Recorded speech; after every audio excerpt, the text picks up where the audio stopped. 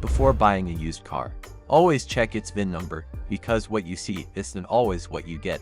Today, I'm checking BMW using CarVertical, one of the most detailed vehicle history services out there. All you need is the VIN number, just paste it in, and in a few seconds you get the full story of your car. Promo code SLAVA will give you a 20% discount, or you can use the link in the description.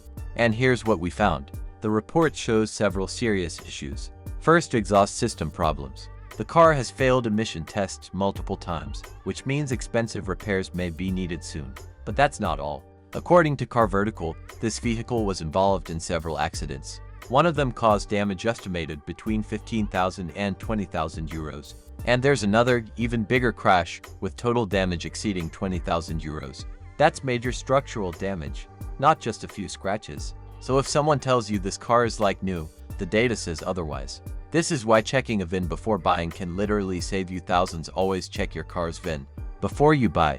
Go to carvertical.com, enter the VIN, use promo code SLAVA, and make sure you know the full story. Better safe than sorry.